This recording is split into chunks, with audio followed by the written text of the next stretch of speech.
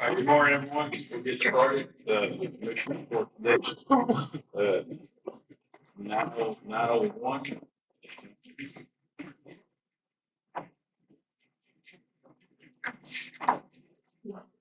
Welcome to the Broadworks Collaboration Center. Please enter conference ID and press pound.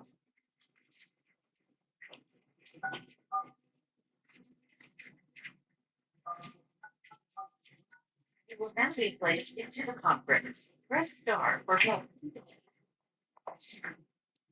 All right. If you'll please stand while I have a prayer followed by the pledge. All right. Commissioner Ward, release the prayer, please. Let us pray. Our Heavenly Father, we thank you for this beautiful day you've given us. Lord, we thank you for the rains that you've sent this week, and we know it comes from you. So we give you praise, honor, and glory for that. Lord, we ask that you would bless those who are ill this morning, grant them healing.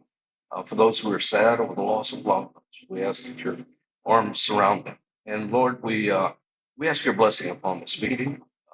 Lord, that you'll give us wisdom and knowledge to carry out the business of this day.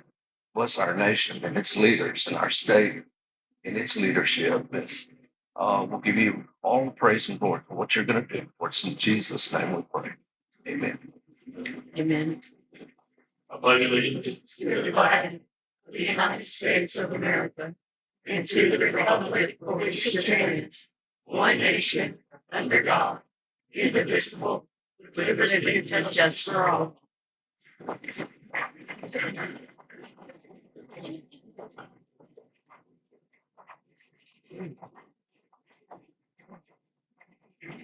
I will call the meeting to order at 9:03. We have a full court this morning. All commissioners present.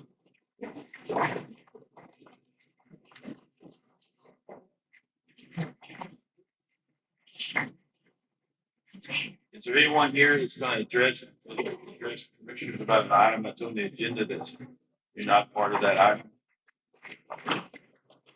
Fill out your form. Nope. All right.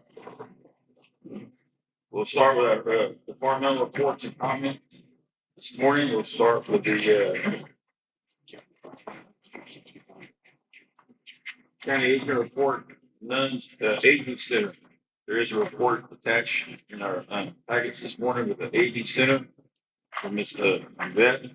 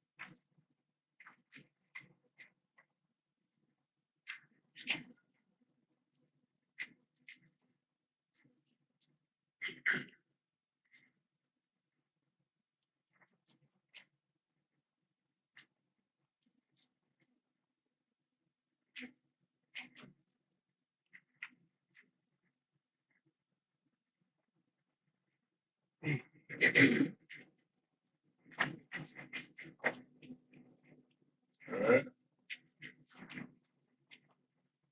County attorney. Track.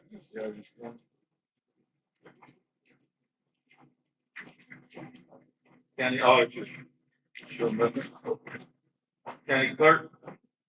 Whether you bring anything for us this morning. We're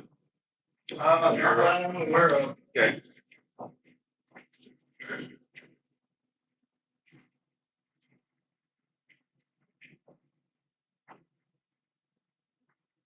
Community center. Had stock show this weekend. Polo went up, we cleaned the sewer out on Thursday. Worked on it Thursday afternoon, right there at the street. Polo went back up, Saturday morning, cleaned it out again, went back Saturday night. Right there at that last clean out, the first clean out from the sidewalk. So I went and talked to Miss Rivas the other day. They were gonna go look at it. She said the city had a camera, they would go look.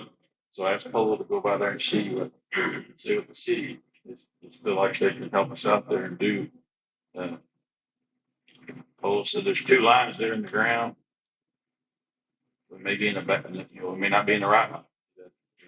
We'll just clock and just stack and fill it up.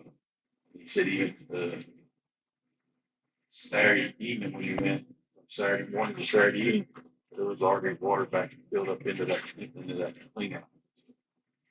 Still had a new line from the new bathroom. It's not the men's room, it's the ladies' room. Yeah, it's the ladies.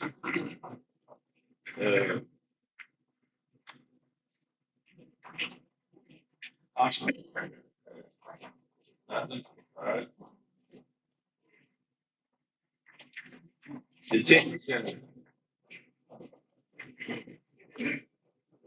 Good morning. Our EPP is 422. Our count this morning is 420. Everything else has been great. All right. We spoke with the other day, the board leader. It's being transferred to the unit in Maverick County down there, right on 131. The new ordinance not been named yet. I did talk to Mr. Laura with Geo and stuff. They are having some applications to go through and stuff. So right now, board leader's kind of doing duty here and duty down there and stuff. But his new reporting unit will be down south. And the marshals and stuff will be involved in the process as well. On naming the new board and stuff with Geo and stuff, as well as me. They asked me if I was interested. And I said yes. That's whatever. The marshals want to have a sit down meeting with some of them, and please include me. But we'll go from there. But thank you, Ward. We appreciate everything. Thank you all Give for us all a your board help. everything. But he said he was going to address the court this morning and roll out. Go get back to the office. Appreciate your work. You appreciate that. The Geo Group, Ward, while you're here, the Geo Group has donated $250 to the Kinney County Fire and Rescue. So we'll recognize that on our agenda today. So thank you. EMS.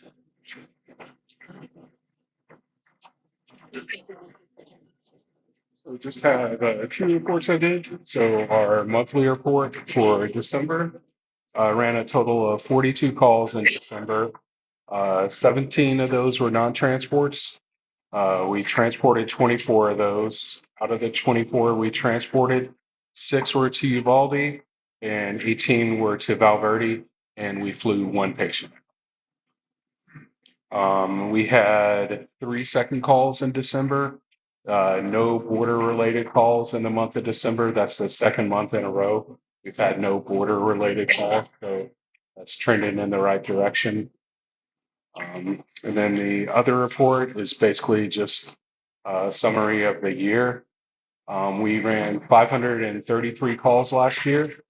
That was down a little bit from the previous year. We did 590 in 23, so that's 57 less last year. Out of the 533 calls last year, 217 were transported to Valverde and 54 were transported to Uvalde. So the majority of the calls we take to Del Rio for a number of reasons. They're closer. They have a cath lab most of the time.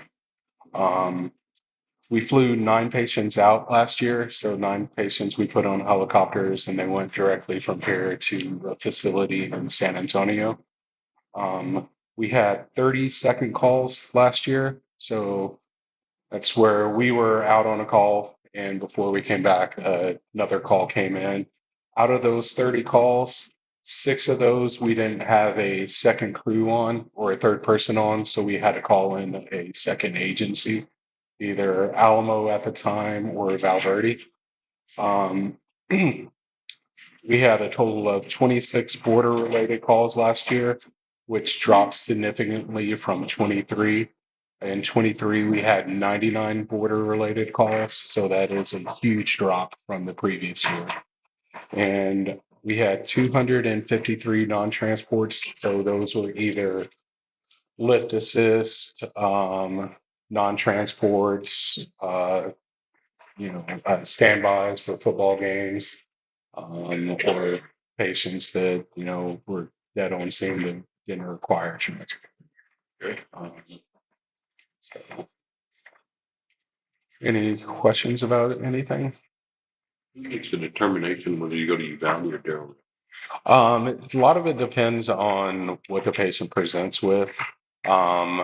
If it's something cardiac related, heart related, we try to go to Del Rio, just because they have a cath lab. So if there is something going on with the heart, they can treat it there, as opposed to if we take them to Uvalde, they don't have a cath lab and they'll have to wait the 2 to 3 hours and be transported into San Antonio.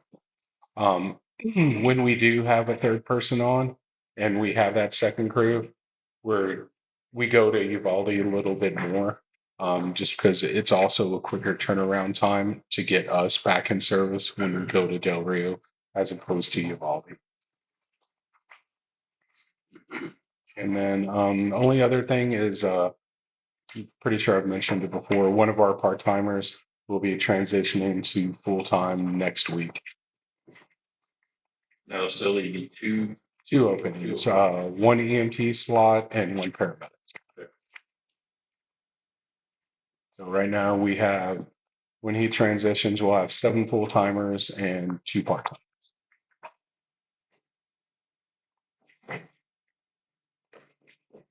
All right. Thanks, sir. Kinney County grant updates, Ms. Westenbrook.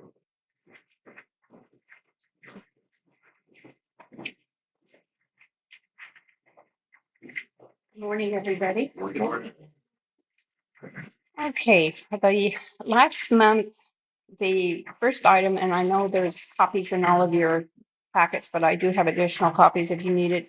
Operation Lone Star, the final payment was received, $349,786. That was for the grant that ended the 31st of August.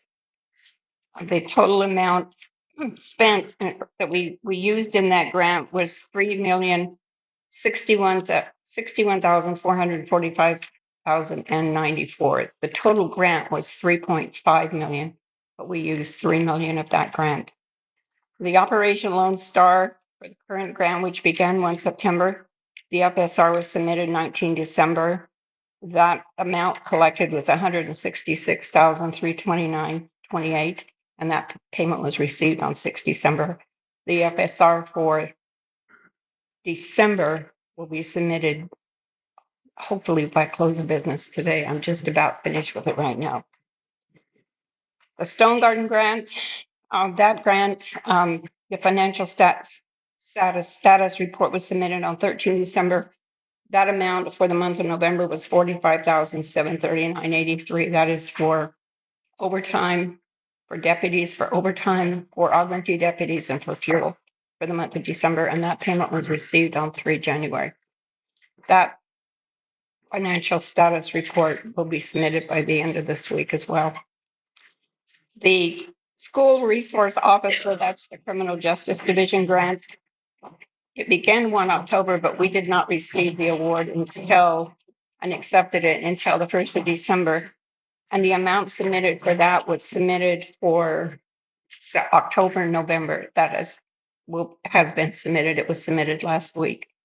And I believe that total amount, well, actually, it was for 3 months. It was for October, November, and December, and it would be $21,000. So that's to supplement their salaries for the 2 school resource officers. We have in place a bullet-resistant shield program grant. That is $11,000, and that was awarded the 1st of December as well. I believe it's the 1st of December. And that is for body shields, 4 of them. It's not body armor, it's shields that they carry, large shields, 2 large and 2 small. A local border security program, was awarded and accepted, and that is for $43,025. And that is what we submitted. We submitted for over $1 million at for a scope truck and 3 vehicles, but we were only awarded 43,000. That we're trying to use to purchase an additional police pursuit vehicle and trade another vehicle in. But the total cost of a new vehicle is $76,000 with all of the equipment on it. So there will be a difference there, but at least we have over 50% of the cost of that vehicle. And that the program, we're gonna have to request. we to can't, change that, or just as long as it's used in the vehicle? it has to be used in a vehicle. Okay, but- Right, it has to be used for a vehicle. It was to be used for a 3/4 ton truck to put the scope on, but a budget adjustment will be submitted to request it be used as a pursuit vehicle. Sure. Okay. The operation, let me make sure I don't skip one. Operation Stone Garden. The new grant, the current grant ends the 28th of February. The new one begins 1 March. And we have been awarded, I believe it is $636,000. It is less than what we had by $36,000. So that 36 might be not exactly right, but it is 36,000 less than what we had this current year. Operation Lone Star, our grant applications have opened up, including Criminal Justice Division Program. Though these are for the grants that begin next fall, next September, next October. Sure. But they're open up, and the applications, I need to have those submitted by, I believe the date is the 6th of January, not 6th of January, heaven forbid, 6th February. There is Criminal Justice Division Program, which will be the school resource officer. That is your Middle Rio Grant. Homeland Security Law Enforcement Terrorism Protection Grant. Also the Stone Garden Grant, that one's already been in place. Local Border Security, and there were several others that opened the other day. And the last comment I have on here says Operation Lone Star, the 5th year, which will be our 5th year of being in that program, was not yet available as of the date I prepared this, which was the 8th. But it is now available, and that is due the 6th of March. So that will be our 5th year. The first year was 21 to 22. Then we had a supplement. We had our 3rd year, and we just completed we're in our 4th year right now of that grant. Questions? Does it stay around 22,000? Oh, no, the Operation Lone Star, the current one is 3.579 million. That last one, each year it's been reduced. We got less this year than we did last year. Depending on what happens with the border and with the election, of course, and Trump going into office next week. I don't know what we will get next year, which would be 1 October through, or 1 September through 31 August of 25 to 26. We really don't know what we're going to get. I could possibly see it being a little less, depending on what our numbers are for arrest or criminal cases. I don't want to say that and speak for the state, of course, but I mean, right now we have 26 people also on that we've hired through Operation Lone Star. It's a lot. It's a lot of people. 26 that I filed for this month for financial status reports. And we did move 2 deputies that were augmentee deputies into 2 full-time positions. So that will raise the count right there to 28. And there are still a couple other vacancies that are pending. So the preliminary list for the 5th year is now open, and it's due March 6. Yes. Okay. Now, the conversations that I've had with some folks in the state and everything, it's been like none of us that are truly benefiting from OLS funds. We don't want to be shut off. We said, like, the 5th year, let it be 100%. Then the 6th year, maybe let it be like 70%, and the fourth year maybe be like 40. The next year be like 40%. Slowly contract it back. Don't just go from, next year we get 2.8 million and then we get nothing, something like that, or requests or whatever. So that's kind of been the talk that I've had with some other judges and some folks in Austin and stuff, some representatives and stuff, saying, hey, kind of like, just don't go from full funds to no funds. It's just step it down. Yeah, kind of taper it down a little bit as we go forward and everything. So hopefully that'll be like a 3-year process to stair step it down. That's what I'm hoping. But when I apply in March, I'm going to apply for exactly what I Yes. applied for this year. And then the state, the governor's office will determine what Well, hopefully, we need. But I'll ask for exactly the same amount. hopefully for year 6, they'll tell us like next October, November, say, hey, year 6 is only going to be at 70%. Yes. Or a 65% value before we ever even get into it. So as we're going forward, we can already see that adjustment. They'll say, hey, we're going to have for the same amount, but it's going to be 70%. So they've already told us that. So here's kind of where we're going to be. What's that going to do to us? County government. And the state has been excellent on when we have money that is not used in one particular budget line item, if we can justify it for something that supports OLS and we request it, and they have been very good about approving being able to move money from one budget line item to the other as long as it supports the Operation Lone Star program. Okay. And the total, you might find this interesting, since 2021, the total amount awarded to Kinney County has been approximately $12 million, $12.5 million. That is with all of just the Operation Lone Star grants. We have not used the entire amount, but the total amount awarded is well over $12 million. It was awarded. A lot of money that's came into the county, which we've been the benefit because of all of the vehicles that we've been able to get for the police, for the sheriff's department. The equipment, the computers, the software support. It's incredible what we've been able to do for the county. Anything else? Thank you. You're welcome. Famous with it. Song was Candy, anything? Okay. That'll take care of grants. We'll go to indigent healthcare. And the state can provide a report for you there on indigent healthcare this morning in your packets.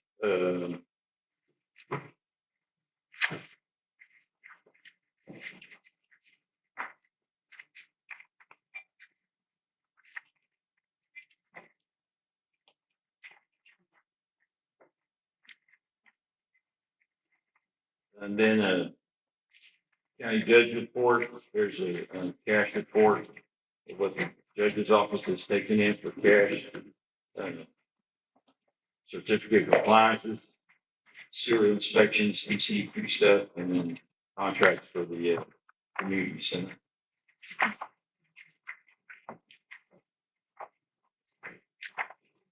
Justice of the Peace, Judge House provided the court this morning a cash receipt for her.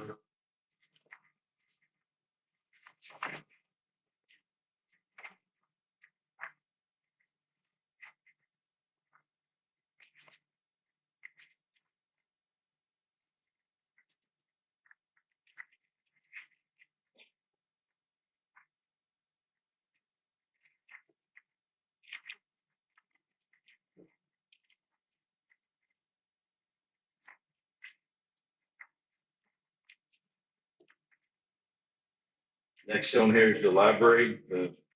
Ms. Rivas and those has provided a report for the December for the library.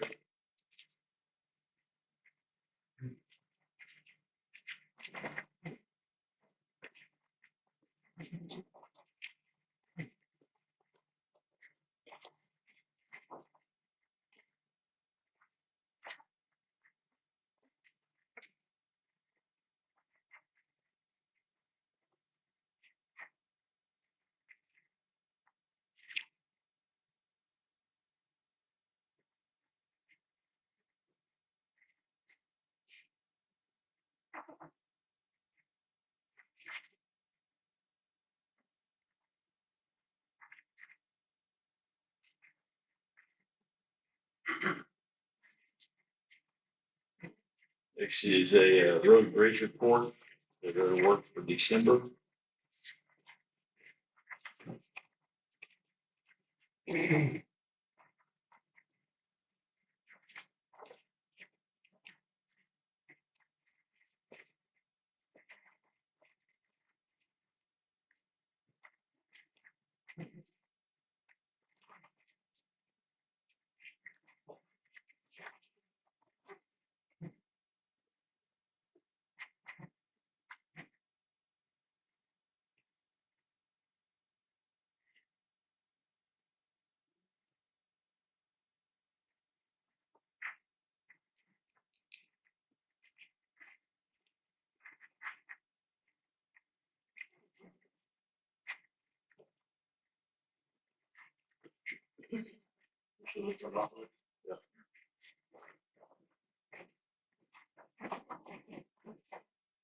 All right, Sheriff.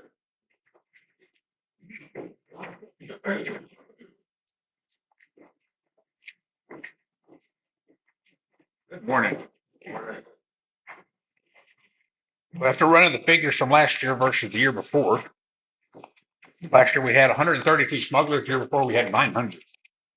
Our pursuits are down. Last year we had 40. Year prior was 255. So everything that we're doing with EPS and Operation Lone Star and Stone Garden, I feel is working. Of course, on the other hand, flip side of the coin, we still have our dope issues, our narcotics. Year before last, we did 17 cases. Last year, we had 18 cases. So that pretty much staying normal. Last year, rough estimate, we had 2,522 man days. We had that many people farmed out to Medina County, Kerr County, et cetera, et cetera.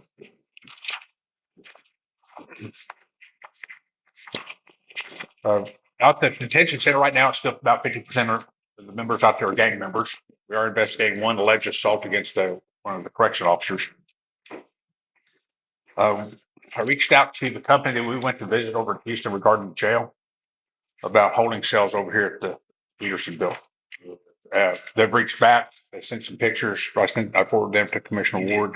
Have you talked to them or anything? I have a report from the architect Okay. on that. Get with you.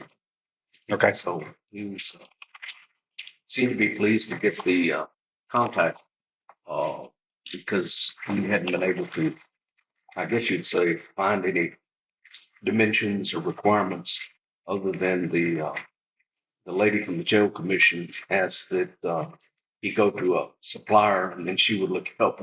So you found the supplier. And I forwarded that to him. Okay. He's supposed to send us a report today. Okay. Yeah. We've got the cold weather coming in. I think we're pretty much prepared at on our end. Our tanks are full, our propane's full. In the event something catastrophic happens, back when we had the last one, that big propane tank that sits behind Dickman Hall, we're using that as an emergency reserve. We've got 1,000 gallons of propane in that in the event it's needed. Holding cells, KCDC, the war. I knew that the warden was getting ready to leave. Operation Lone Star, like you were talking earlier. I've talked to a few people in Austin. They kind of want to gradually scale it back. We just don't know when. My advice to them was, let's never do away with it because we don't know what's going to happen in 2 years, 4 years, 6 years down the road.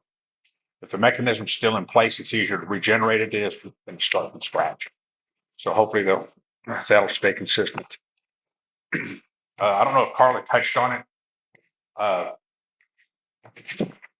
Come on, Carla. Maybe I can get this straight all at once. Operation Lone Star, Operation Stone Garden. Completely separate operations. One's by the state, and actually Stone Garden is federal money. The state is telling us that we have to expend all Lone Star, all Stone Garden money on overtime before we can utilize Lone Star. Right, we have a budget line item in the Operation Lone Star grant for overtime for the deputies, for Chief Garcia and the OLS deputy. The Stone Garden grant ends the 28th of February. And in order to use any of the Operation Lone Star money, I'm just going to say OLS Stone Garden so I don't get them mixed up there. OLS money, we have to file and use up all of the Stone Garden.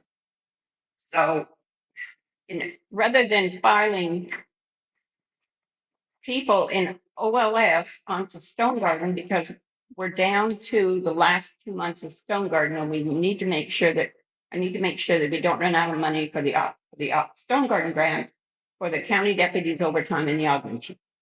So I talked to my point of contact at the state, and what I will do is I will file for December this month, January and February.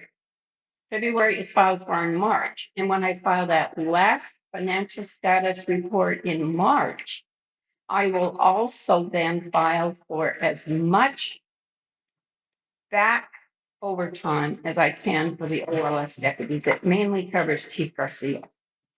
That's the biggest amount of overtime. That way we will completely use all that money. And then OLS will then be open. And I can start filing the OLS people in OLS and keep the Stone Garden in Stone Garden rather than all of a sudden they're mixing them. And I filed Stone Garden and OLS on Stone Garden and OLS on OLS. Is that, have you totally confused you? There's money. Okay. So I'm going to file county and other fees continue on Stone Garden. And the very last month of Stone Garden, I will file for anything that's back to We're still- cover as far back as I can, depending on how much is money left. We're still trying to figure out where this directive came from, because it's going to be, for her, it's going to be a bookkeeping nightmare, because we've got two separate entities basically. And now they're wanting us to use all of this before we can use this. But when I talk to Carolyn Butler, if I do file it that way, then it won't be as bad, because I'll just file and Still. collect as much as I can out of Stone Garden, use up every bit of that money. And there's not as much this year because a couple months ago, we were able to get those two backscatter handheld x-ray machines, and the cost of those was $99,600. And if we needed to order those immediately because the grant ends in February. Those are very expensive pieces of equipment, but they will pick up metal, drugs, money, and they're handheld. They run off of iPad. So Yeah, what- all of the equipment is there. Basically, it's a density meter. You can put it on a tire, it'll check the density. If there's something that's not, if you get there in the book, there's parameters to say it should be this to this. So it's a little bit of training, a little bit of computer solid. But that Border Patrol has been asking us, or trying to get us to order those for years, and we had to go through Border Patrol for approval, and then also Homeland Security to get that approved. And so that money was excess money that was sitting in the overtime funds at that time in Stone Garden, that we did a budget adjustment, and we were able to use that money then to get the equipment.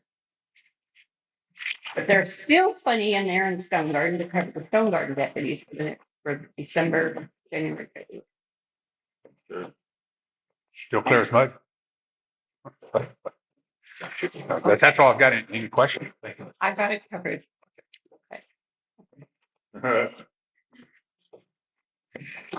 Any questions? Anything else for Sheriff? I forwarded the, okay. I'll look at it. Report on that. Thank you. Thanks, Sheriff. Tax assessor this morning, nothing. Kinney County Treasurer, there's a report in your handout this morning from Ms. Gutierrez on the treasurer and the funds.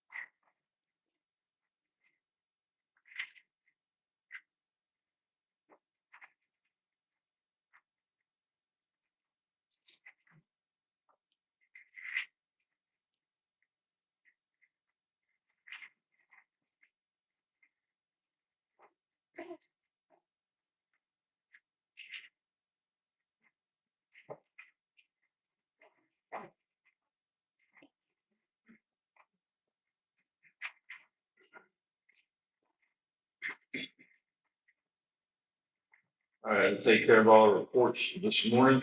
We'll start on item 4 this morning, deliberate and consider action on the following items. 4A is accept and approve or accept donation of $250 from the Geo Group Foundation to the Kinney County Fire and Rescue. I entertain a motion to do that. So moved by Commissioner Ward, second by Commissioner Tavo. Any further discussion? All those in favor say aye. Aye. Aye, motion carried unanimously.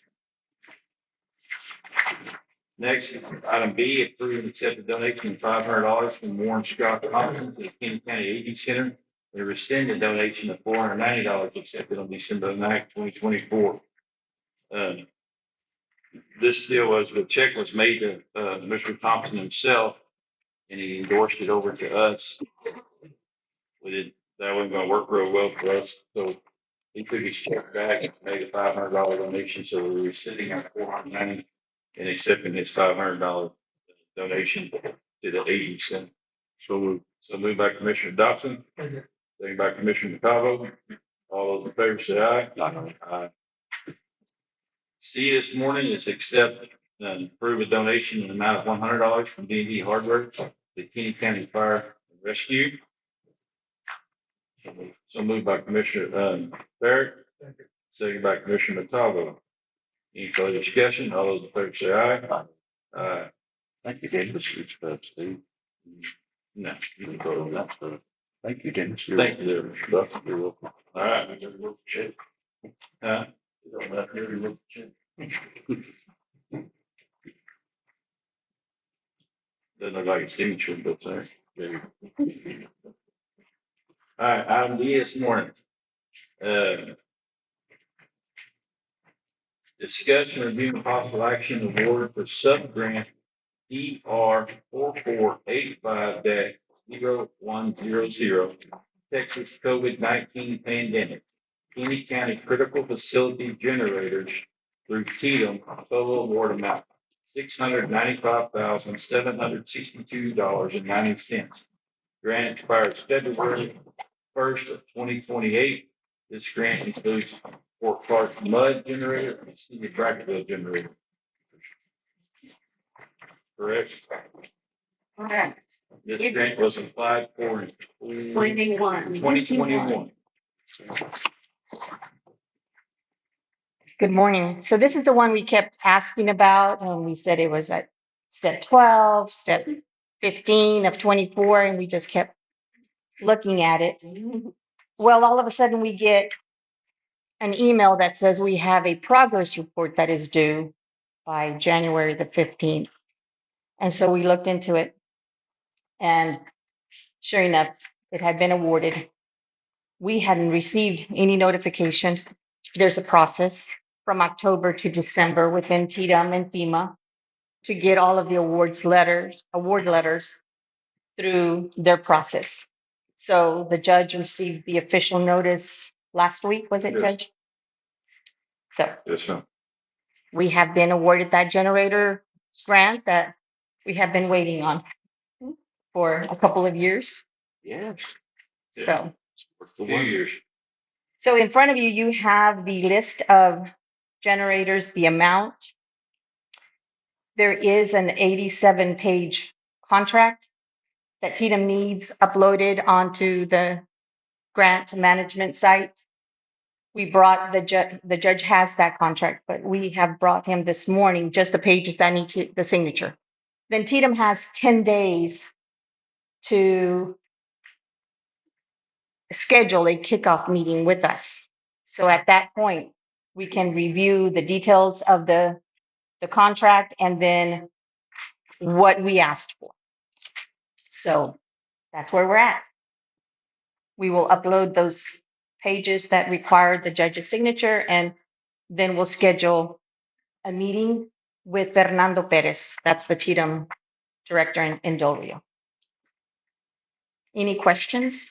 And the BISD decided they. Remember, they didn't, nor the city of Spofford. So those are the two that decided they didn't. Opted out.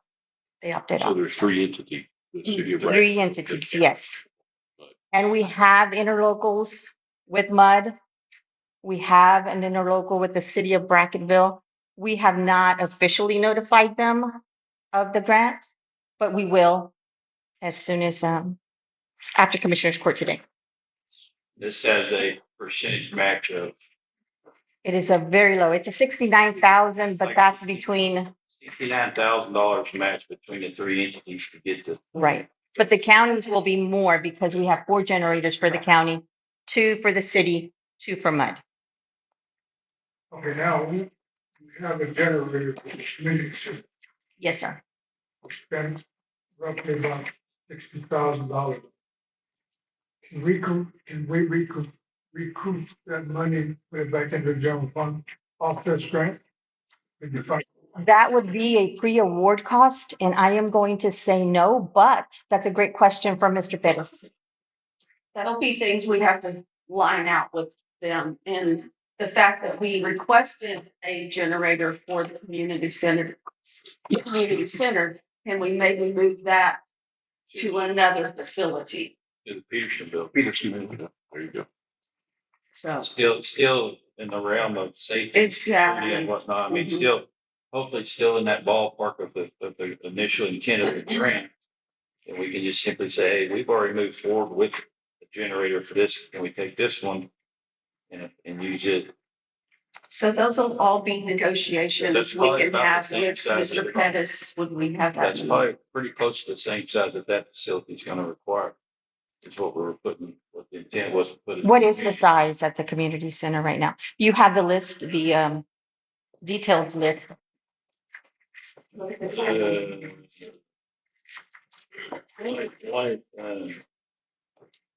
EMS, one at the community center was 250 kilowatts. One at the fire station, and then one at the nutrition center. But the one at the big one at the community center was 250 kilowatts. So that's probably, you probably need to be not much smaller, being smaller, but probably that's at the. At the Peterson building. Okay, you need my signature on all these? Yes, sir. So those are just signatures on the different exhibits and assurances. Yes, sir. Let me, Okay. did you sign this? Yes, I signed that one. It's okay. It's not all of this on the next page and then the final signature. Right there. Right there. Right, any further discussion or?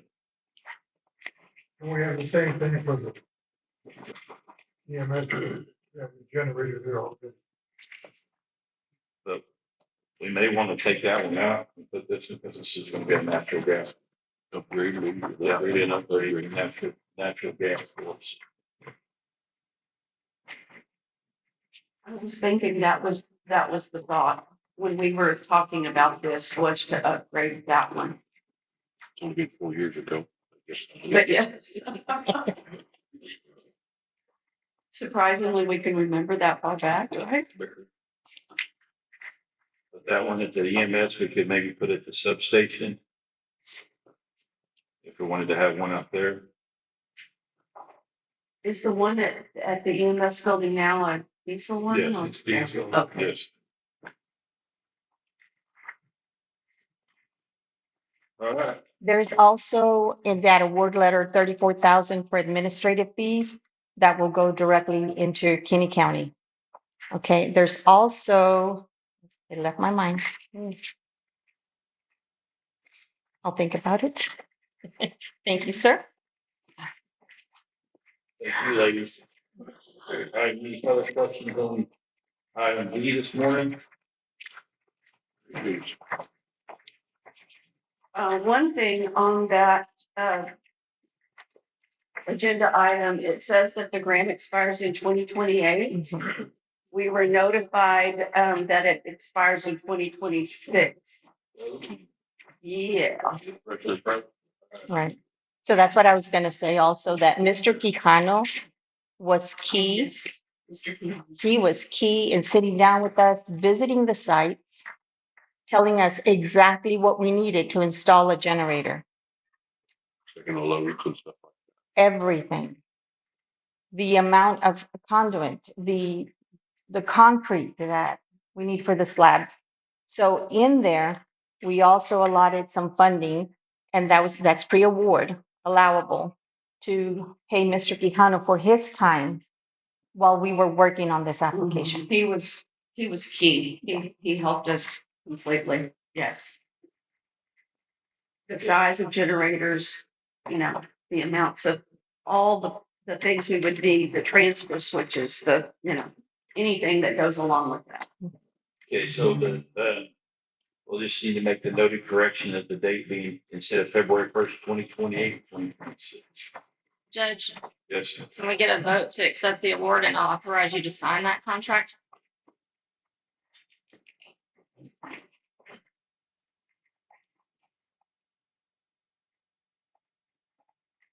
All right, so amend my motion. Okay. You make a motion. I'm gonna say it again, then we're gonna make it.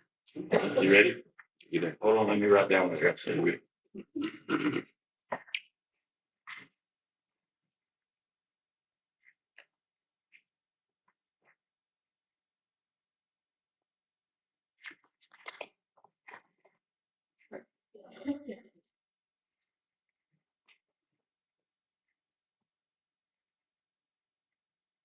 All right, so the motion is going to be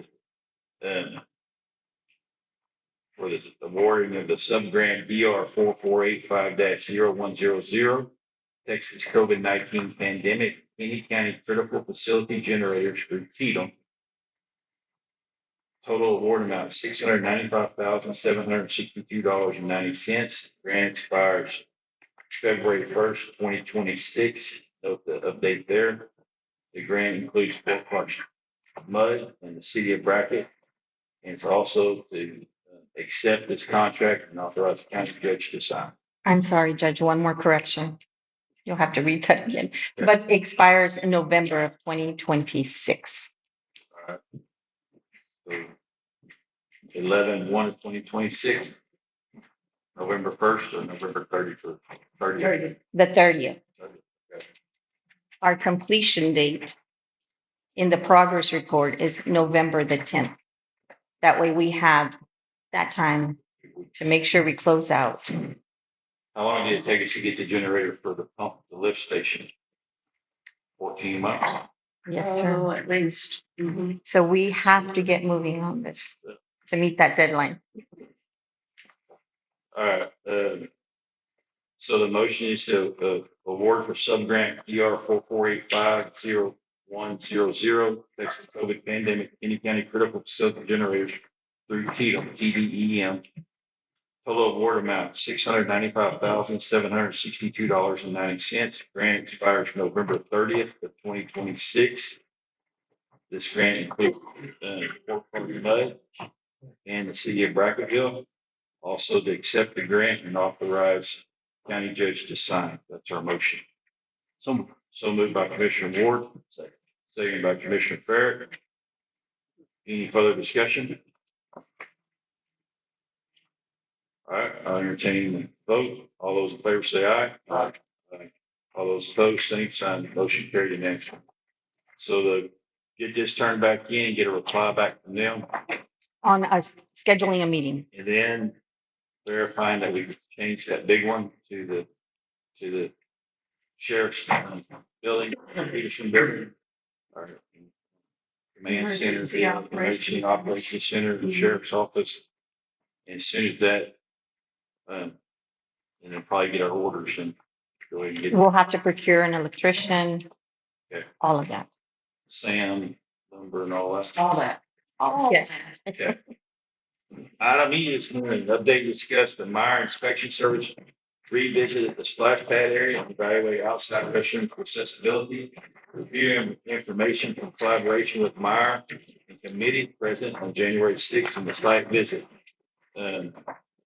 Mr. Meyer agreed to come back over and revisit and look at utilizing and trying to complete what the grant requirements are for us to get our reimbursement from Texas Parks and Wildlife on the Splashpad.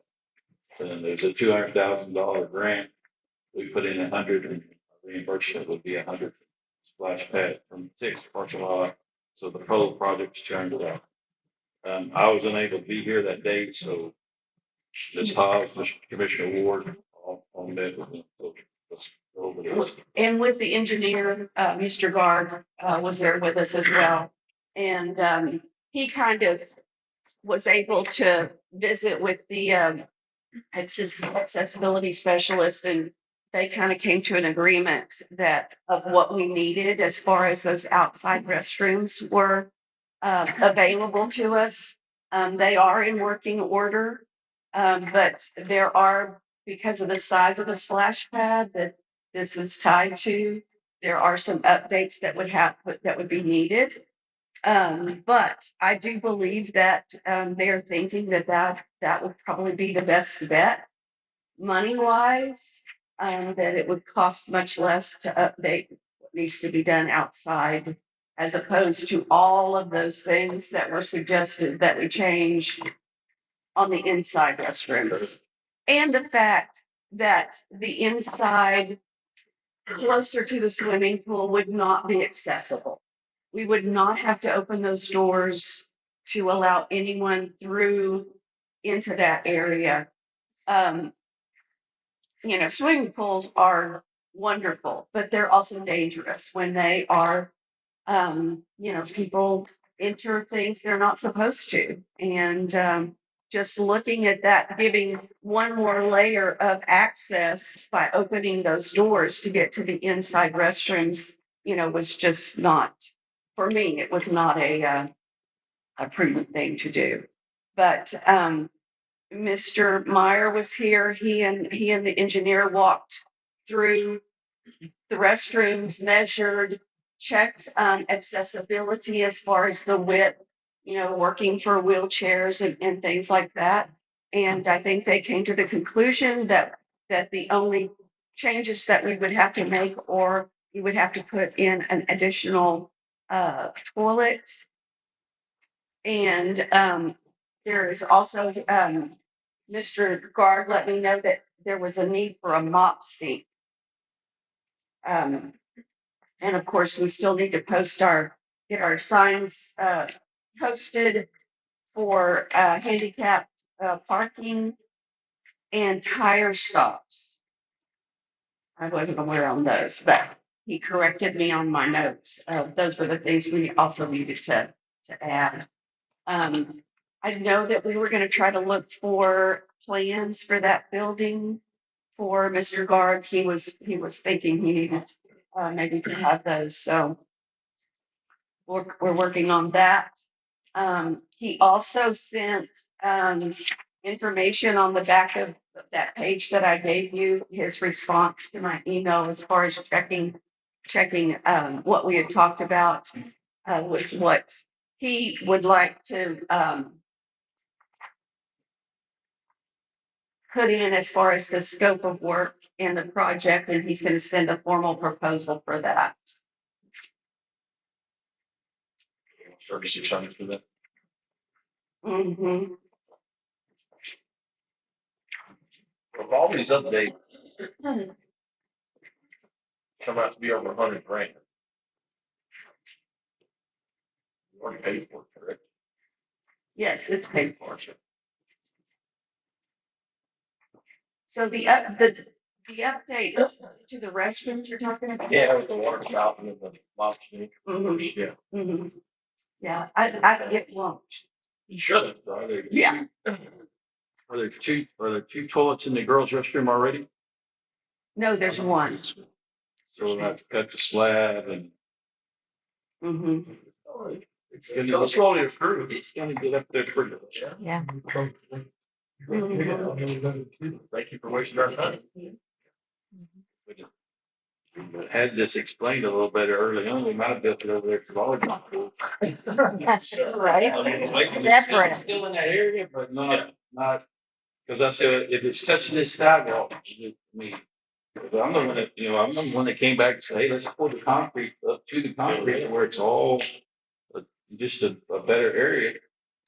He said, no, because I said, look, I have to, I've got a 3-inch gap in here where it's not touching that, it's not touching the sidewalk to the building. But it's the ramp that's there won't work. You got to tear the ramp out because it's too steep. Mhm. or we build another ramp that's ADA compliant. And then the gates and the door handles and everything have to be changed for ADA compliance. The restroom upgrade. Now, the parking curbs and striping for the handicap, for the handicap, that should be there anyway. And the signs are there, there's just no striping. Right. And so forth. But then, to me, the plumbing, the water fountain, you know, I drink out of water hose, they probably drink out of but I'm concerned like this, it costs us this year $60,000. Is it really gonna be, because it's not the little things, but when we have to cut that slab and put in, well, I just wish they'd been forthcoming when you're starting this thing. That's what irks me. Yeah. How quick does this have to be decided to be in compliant with the closure of our grant? We just have to, from what the specialist said, because I asked him, I said, what do we have to do as far as your report goes now? And he says, you just have to be in the process, and we have to note that on the response, on the report, sign it and submit it. And he said, he doesn't have to write a new report or anything like that. We just say that we are in progress with getting these things done.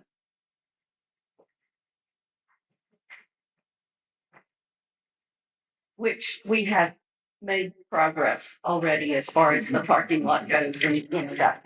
Yes, ma'am. So it's just those. Like I said, it's just Restroom information issues. only today for us to kind of, do we want to spend almost $4,000 to get the drawing, get the estimate, to say, hey, it's going to cost you, $42,000 to do all this stuff. That's why I was hoping maybe just investment and see what we're looking at Right. before you can pay this guy. But I think he's going to have to do all the drawings. It's true. And the engineering of it because the biggest hurdle here is the ADA compliance on all Yeah. the whole thing. The whole deal. The Yes. whole deal. Mhm. Stuff. So.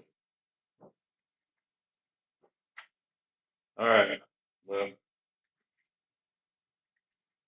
we can have it back on the agenda on the 27th as action. Okay. And now you just kind of think about it. If you want to go visit, when you go over there and look at it, there's stuff. But I got to think about managed sewer and that water fountain deal. The water fountain, the drain and the water are already there. There was a water fountain outside at one point. So that's a plus.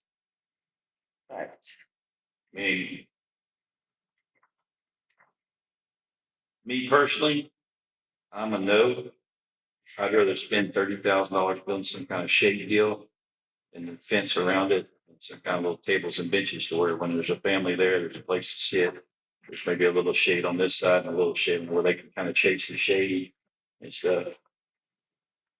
But that's me. I mean, I think, okay, we should spend $40,000. Yeah, it's paid for. We're after 200 already.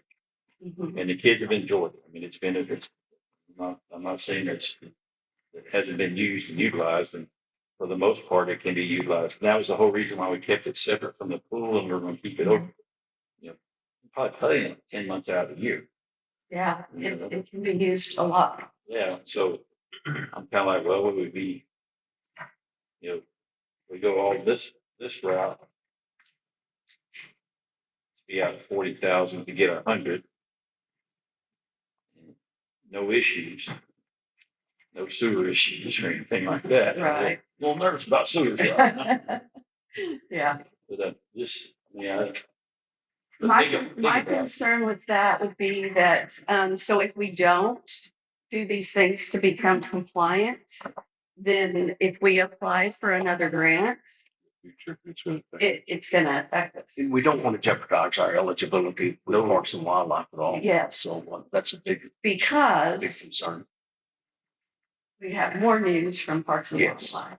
So we've received an invitation to come to Austin on the 23rd of January because our grant that we submitted to them is on the list for award. For Lily, Yes, Yes. do I have to go to that? we would love Do you for, have to? We don't have to, but we would. For they would like some testimonies. January third, 23rd is next Thursday. Mhm. They appreciate an in-person, but you can attend virtually. I think I'm good with that. I think I'm good with that. Well, awesome. We have not applied to any other Texas Parks and Wildlife, so Is it really gonna give us a black eye if we don't, I mean, Yes, It it will. will. The ADAs are pretty big. I know ADA is a big thing, but I mean, like, to me, it should have been a little bit more forthright in the beginning when they said, look, if you put it next to this building, all this turns into play. If we put it over there at the volleyball court across the parking lot, we're still in striking distance, but it doesn't have to be, we need the handicap parking, we need to be wheelchair accessible, yes, but we don't have to have, you know, the mind. Yeah, we know now. Yeah, Okay. because all of what we're hopefully gonna get from them as far as the park goes is with the baseball fields. It's gonna be the same thing again. With all Texas Parks and Wildlife grants, you're gonna have to do the accessibility. Well, that's a brand new, that's a so- brand new facility. That's, I mean, that's, Right. yeah, I'm all kosher with that. That's so, I'm not. But it is the way that it is done these days. You have to have accessibility. It's like a matter. Yeah. Most of them is me, in Splashpad. You do that. Then you can talk. It's recycled. now, Judge, the email did not say it's for the baseball park. It just said, Coming for a visit. yes, but that's the only, That's the only thing we have to do. yes. Okay. All right, we'll put this on the, there's no action today, so our action on the 27th would simply be to agree to get Mr. Guard to draw it up, work it up, and get some estimates. All right, we'll look down on the 27th, What day is that? The 27th? Monday. 26th, right? No, 27. 27th? Yeah, 27th. Okay. So I need, we'll put on an agenda for the 27th for action. Okay. We will be on our way to this. Yes.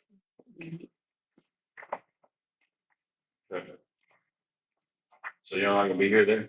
So our meetings are gonna be shorter? All right, item F. Everybody get there on E? Okay, item F. Information only again. This is from TDEM on the Commodity Study. Kinney County has been selected to participate in fiscal year 2025 Commodity Flow Studies. Kinney County was selected along with Bexar County and Uvalde County for highway studies focusing specifically on US Highway 9. So we applied for this in February of 2024. We applied for this grant.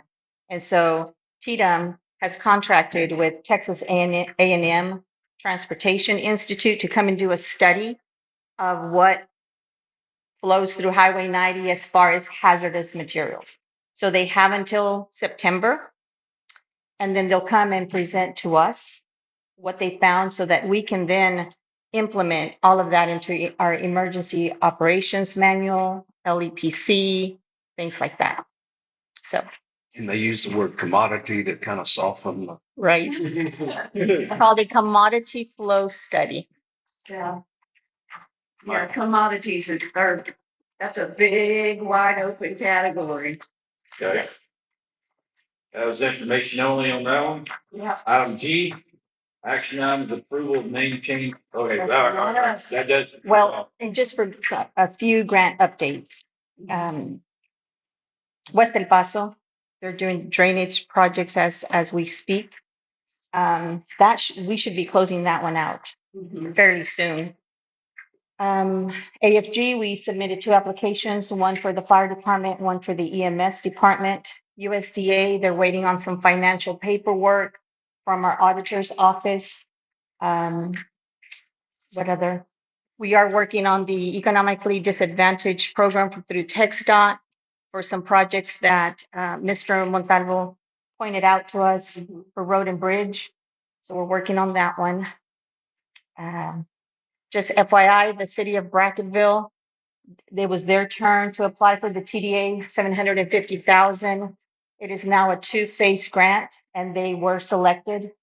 In fact, they scored at the top of the COG. And so their intent is street improvements as well. So just FYI. Hopefully we'll be able to do maybe 2 or 3 streets with the 750,000. Yes. On the streets, I've visited with Omar from Vega.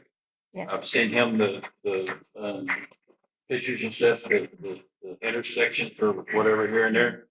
And then the cemetery, they're gonna actually do some other, a little bit different material stuff there for us. But he said, really, it needs to be 70-degree plus weather. So it's gonna kind of slow roll that for us before they come back and patch or finish the intersection stuff or address the concerns that we have. Punch lists and stuff. So as far as streets, they're planning on coming back. They said it would be a whole lot better for everything if it's at least 70 degrees weather and stuff. I said, I understand. We're fine waiting. We're appreciative of what you've done, but they're going to do a little bit more than what the estimate was. They're going to do a little different material for the cemetery street. I also asked him to give me an estimate to do development all the way to Gove. And let me have that, and let me go visit with the city and see if the city maybe will do that 50-50. If the city would pay for half of that, we can pay for half. That would give us an excellent road all the way from the cemetery across the softball field there, that north end, all the way to Gove Street. But instead of us doing it out of our pocket, maybe ask the city if they would at least maybe do 50-50. Because most likely that's not going to be That will probably not qualify be for one a, of those streets for the colonial block. yeah, that won't be an That's LMR 70. street. Yes. And that's Do it now. Approaching school, is the soccer field or The baseball field and stuff. Maybe, but I was all, well, I just asked him to look at it, maybe from Google Map, get some kind of measure and give us an estimate. We're gonna do it from that far east end of development up into the cemetery road there. might as well. Maybe go across over to Gove, and that would give us one good street. Yeah. So he would give me that price, give me an estimate on that, and then I would just with the city and stuff and see if they're interested. We're also going to need an estimate from them on Las Moras Road and Mud Creek from Vega Paving, just an estimate, because we'll need that amount to add to our application with TxDOT for the economically disadvantaged. We're also closing out the MHM, Methodist Healthcare Ministries program. And since the library ladies are here, I just wanted to let y'all know what a fantastic job that they do at the library. And they utilize this grant and offered a lot of services to our community members. So very proud of them. And we're fixing to close out that grant as well. Okay. Questions? Thank you. All right, and they're headed to, y'all are headed to Eagle Pass. Today is a pipeline meeting in Eagle Pass and stuff, and I was going to try to attend, but commissioners board meetings today. So these ladies are headed down there to attend a pipeline meeting and stuff down there, and it's a required meeting. All the pipelines that are in the area and stuff, I've represented there, a meeting and contact information and so forth like that. That's what it is. Item G this morning. Discuss the possible action to approve the name change of the Kinney County Public Library, the Kinney County Public Library Community Resource Center. This was approved in July of 2015, that's what I'm reading here in the minutes. The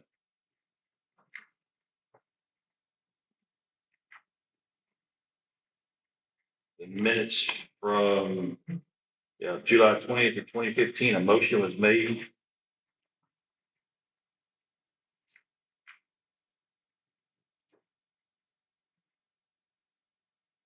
Motion was made by Commissioner Melanson to approve the changing of the name of Kinney County Library to a name that more accurately reflects the vision and services of the library, and that vision and service, Commissioner Reeves, is Kinney County Library Community Research Center. So the ladies were just asking to take, can we follow through this, basically? Morning. And stuff, so I'll let you address this and visit with us. Well, we were wanting to, because we do have the name of the public library on the block on the, what is it, Spring and Ellen Street, right on the corner. But we wanted, since for me at the time, it was Sarah Terrazas as a director. She had put it on the agenda back in February 2015, and it was approved on the name change, but the process didn't go all the way. So we were looking to see if we can put Kinney County Public Library Community Resource Center on the wall where the flag is at in the front. But I had not noticed that it had not actually gone, the process didn't actually go through all the way. So we went back on the minutes, we went back on the reports, and it was approved, but the name change never happened. So we wanted to see if we can go ahead and just finish that process and add Community Resource Center to the name.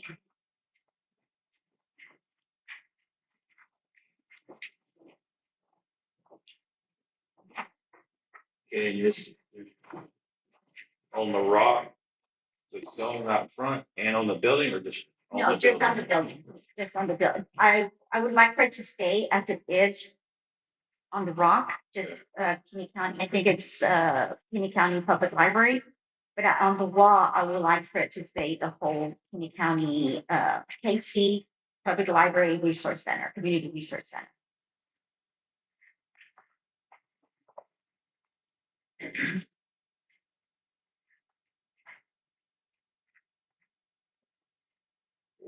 All right, on this one, then there's no, so we're adding public and community resource center. Yes, but because back in the time when Sarah made the suggestion to make the name change, she put Kinney County Library without the public. And I was researching that, and to my understanding, the way I understood is that if you put public, it's for the whole community. It's not just a library, it's for everybody in the community. And it's when you apply for grants and things like that, it's a lot more open because they have public library added to the library.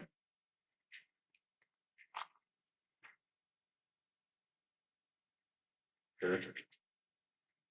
Any comments, questions?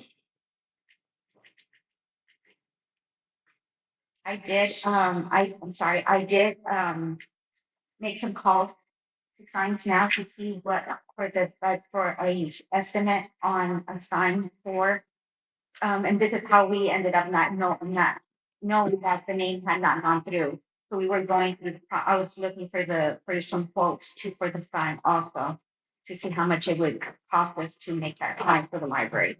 And that's how we, Ms. Alman had notified me that the main process did not actually go through. I'll move to approve. All right. Motion made by Commissioner Ward to approve. Seconded by Commissioner Ferry. All right, so the motion is going to, like, moving forward, we're going to get the estimate and everything, but it's just a name on the building to reflect the public library community resource center. Correct. And then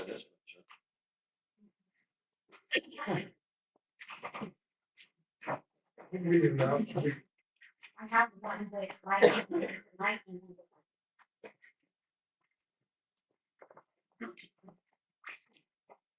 2250 and 2375.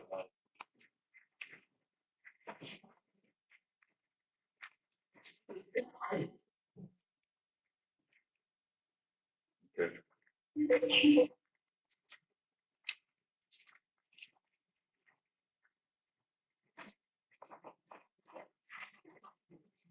All right. Today's motion is just going to be that we're going to move forward with it, and then we can put it on the 27th agenda Yes, for approval for spending funds. yes. Do Well, that. I was actually, and for what reason, we were trying to see with the grant that we were applying for, we we're trying to put it in to that grant, but since that's why we couldn't go forward with it because the name change wasn't. Sure, that's fine. All right.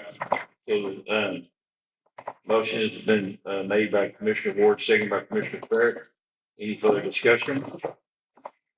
All those in favor say aye. Aye. Motion carried unanimously. All right. Item H this morning is approve a Operation Stone Guard resolution letter, 1 March of 2025 to 28th of February 2026. Operation Stone Guard grant number 3045110. The resolution which reads, whereas Kinney County Commissioners Court finds the best interest of the citizens of Kinney County that the Stone Garden Grant number 3045110 be operated from the period of March 1 of 2025 through February 28 of 2026. And whereas the Kinney County Commissioners Court understands there is no matching fund requirement for the said project grant, whereas the Kinney County Court agrees that in the event of loss or misuse of Stone Garden funds, Kinney County Insurance funds will be returned to Operation Stone Garden in full. Whereas the Kinney County Commissioners Court designates John Paul Schuster as the grantee's authorized official. The authorized official is given the power to apply for, accept, reject, alter, or terminate the grant on behalf of Kinney County. And now therefore be resolved that Kinney County Commissioners Court approves submission of the application of the Operation Stone Garden Grant. Passed and adopted and filed on this date. Grant number 3045110. Second. That's the letter that has to go in on every single grant resolution. It's one of the mandatory documents that has to be signed and submitted. Next Commissioners Court, not this month, but the month in February, I will have the letters for the grants that I am applying for that begin in September and October of 25. All right. Okay. All right, I have a motion by Commissioner Ferrick, second by Commissioner McCabo. Any further discussion? All those in favor say aye. Aye. Motion carried. Item I this morning is approve and accept discuss new members to serve on the Kinney County Historical Commission. Wanda Shelby. The current Historical Commission members include Sandy Herman, Darrell Borden, Travis Hugh, Annabelle Manu, Eva Huey, Edie Brown, Charlie Markport, Rhonda Markport, Constance Kilgore, and Becky Moore. Ms. Moore is here to address it. Good morning, Wanda, can you come and join me? Yes.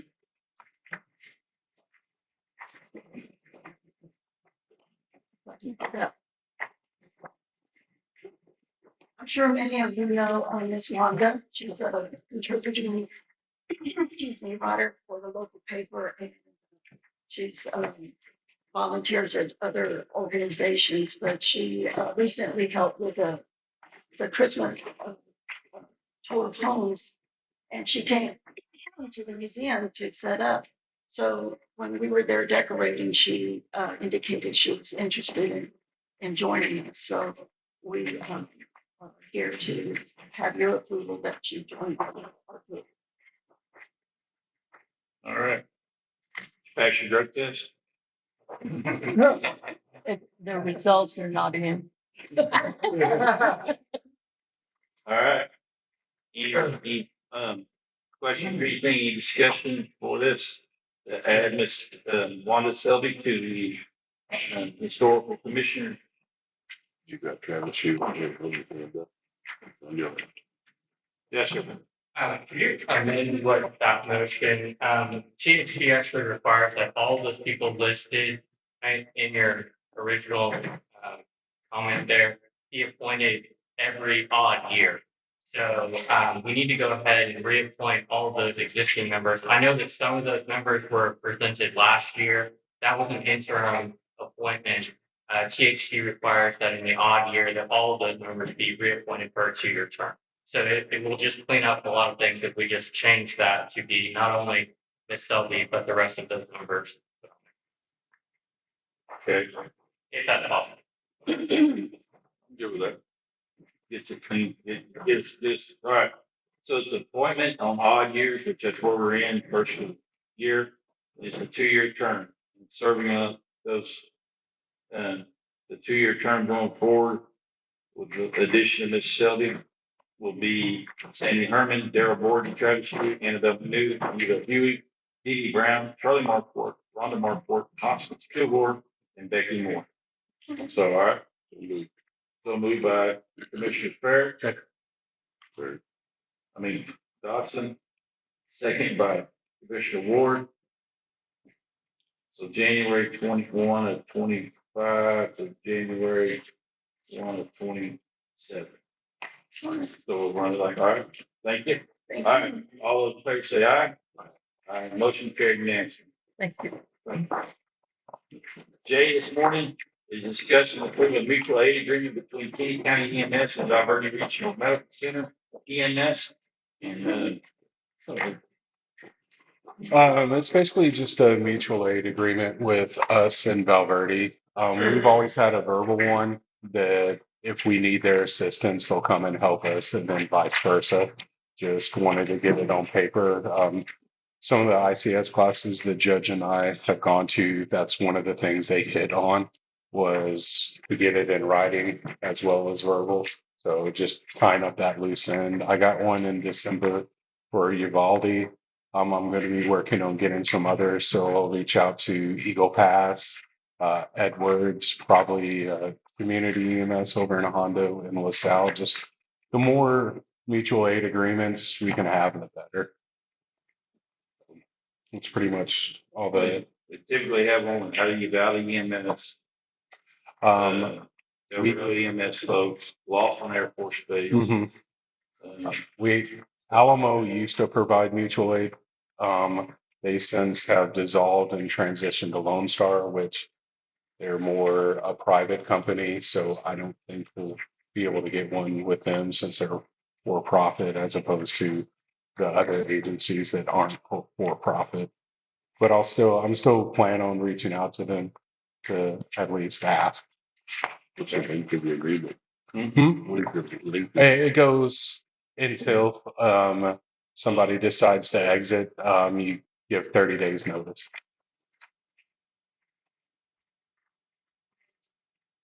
So moved on that, Jay. Second. All right. Motion made by Commissioner Dawson, second by Commissioner Fair. Any further discussion? All those in favor say aye. Thank you. Thanks for doing that. Okay, this morning's possible action to hire Robert Miska as full-time employee, 32 hours a week, with assistant janitorial duties in Kinney County Sheriff's Office. Looking at bringing him on to take care of the substation, make sure that it's clean. And if you need it elsewhere, either my office or even over here at the courthouse, he can help out wherever we need it. Payment would come out of the abandonment fund.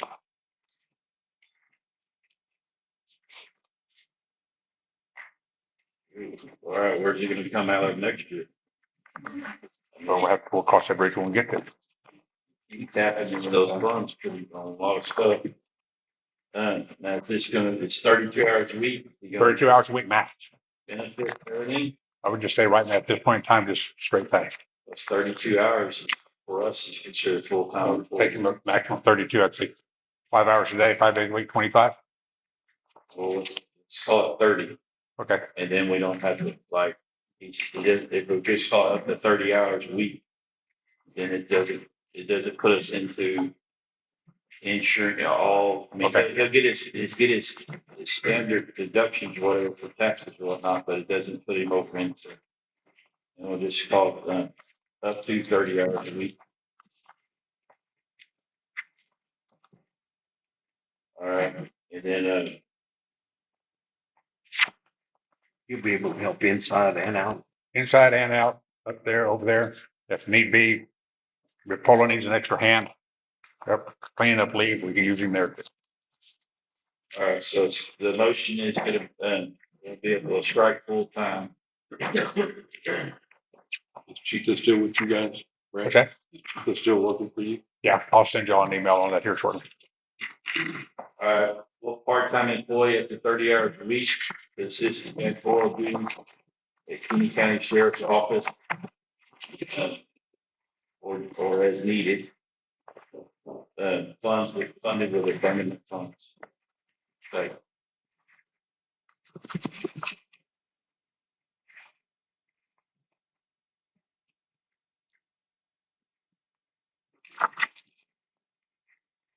Okay.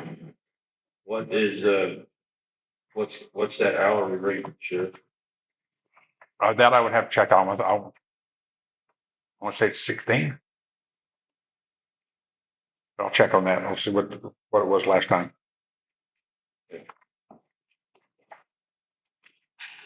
All right, any further discussion?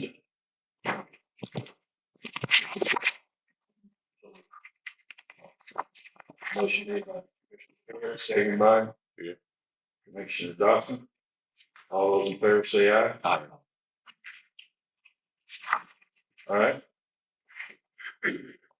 Item L this morning, discuss and approve purchase of a new patrol vehicle, a truck, is what I was understanding, correct? Pickup. A truck with county funds, for possible trade-in of 3 to 4 vehicle trade-in, and the balance use of abandonment funds, plus what Ms. Westbrook spoke about this morning. We got a grant 43,000. Yeah, 43,000 and change. We've got the old white one that Becker's driving, but we can trade in. I've got another Expedition over there that can be traded in, along with another Explorer that can be traded in. And and we've got looking at 4 vehicles, and we've got one. It was the first black Tahoe we had. That thing has developed a gremlin on the electrical system that we cannot find. I mean, I've seen it everywhere. There's something in there. It let it park for 2 or 3 days. All the lights come on, and we can't get them to shut off. So That's a 2018. It's a 2018 model.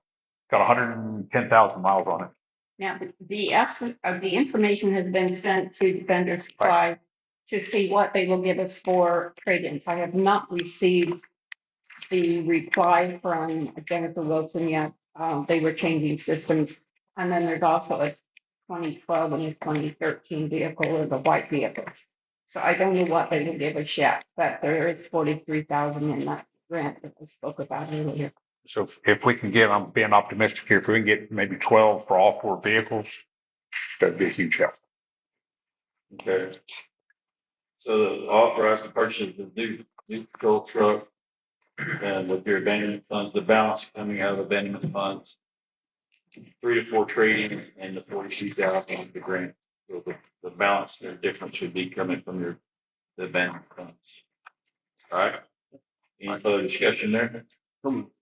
So moved by Commissioner Ward, second by Commissioner Barrett. Any further discussion? All those in favor say aye. Motion carried. All right, letter M. Discuss the purchase of 6 shotguns from CTC Gunworks utilizing abandonment funds. Quote from CTC Gunworks in the amount of $3,089.79. I see a typo on my behalf. It should have been either abandonment or Senate Bill 20. Or send it what? 22. Oh, okay. I think we've got enough in Senate Bill 22. I haven't seen the breakdown yet. But I think there's enough in Senate Bill 22 to cover the cost of the firearms. Okay. What do we need shotguns for? Well, we have none. The last ones we had were ancient. These are updated. They're at Remington 870s with the flappable stock. Where are they going to be housed? They'll be over there. Either that, they'll be issued out to the deputies that requested them. And we'll keep 2 extras in the gun safe.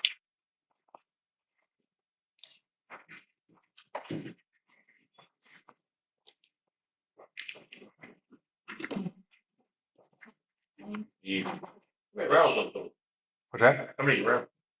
8. Yeah, they've got the extended tube.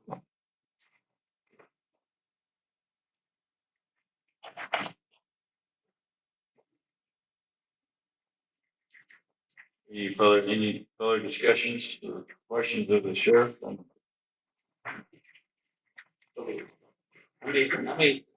Motion made by Commissioner Ferret. Second by Commissioner Montalvo. I mean, like, all the deputies have an AR? All of them, once we get the other 3 completed, everybody will have an AR. Okay, so they're gonna have an AR, some of them have an AR and a shotgun. Some of them will have an AR and a shotgun. But they're. Okay. All right, got a motion and a second. Any further discussion? All those in favor say aye. Motion carried unanimously.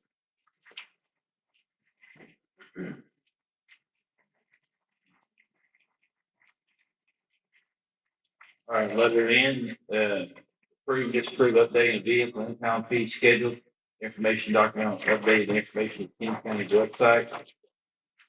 That. Right here. Yeah, we have to remove that we accept credit cards and remove that we accept cash. Okay. Other than that, everything. Is, the only thing I'm gonna ask here is like, money order, company check or cashier check, it needs to be made out to Kinney County Sheriff's Office or just Kinney County? By Kinney County. So we'll scratch, make that edit as well. So we'll scratch Sheriff's Office off there and just made out to Kinney County. And then we'll get this updated, and this will be, updated on the webpage. And whatever y'all guys posted.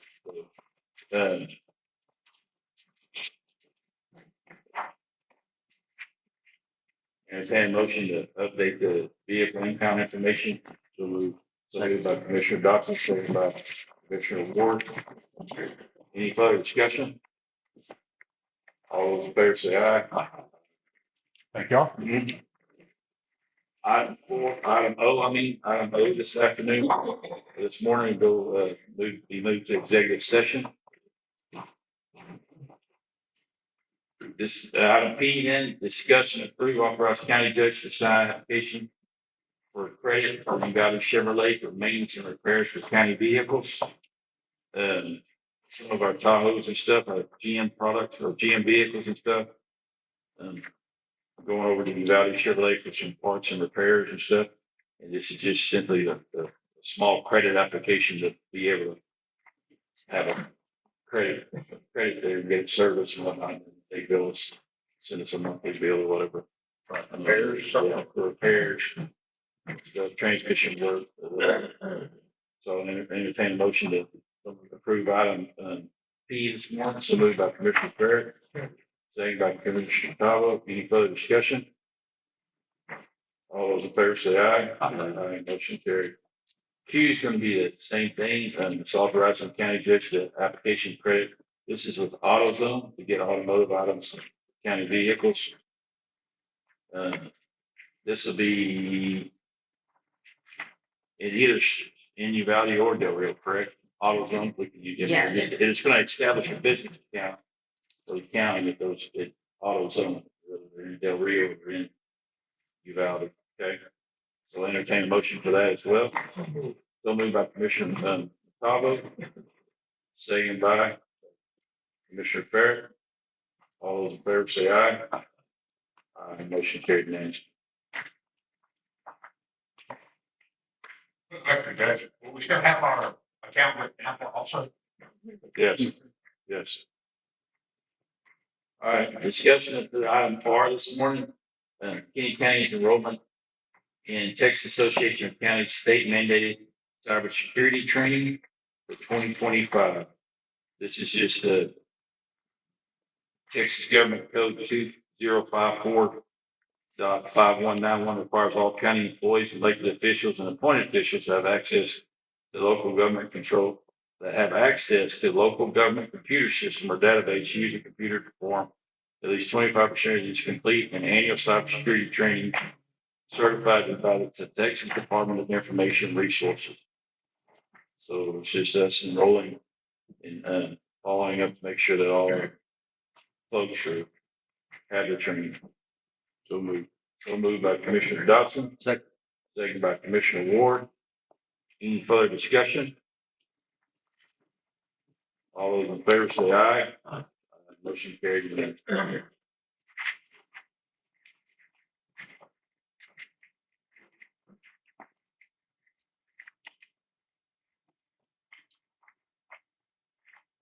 All right. Item F this morning, discuss approve authorize Kinney County judge to sign application for credit with Pico Propane to increase our credit limit from 1,000 to 15,000 or increase over the use of years. And that's just simply we're buying fuel, diesel and gasoline and stuff, and the cost of fuel is to increase our credit line. So we currently have it, but it's to take it from $1,000 up to 15. If we get fuel and diesel both twice in the same month, it puts us up there pretty good. We're averaging over 10 grand, so. All right, so entertain motion, that's this morning, so moved by Commissioner Barrett, second by Commissioner McCabo. Any further discussion? All those in favor say aye. Aye. Aye, motion carried unanimously. We're not using that anymore? It's whoever we get, it's just whoever we get, it's just whoever.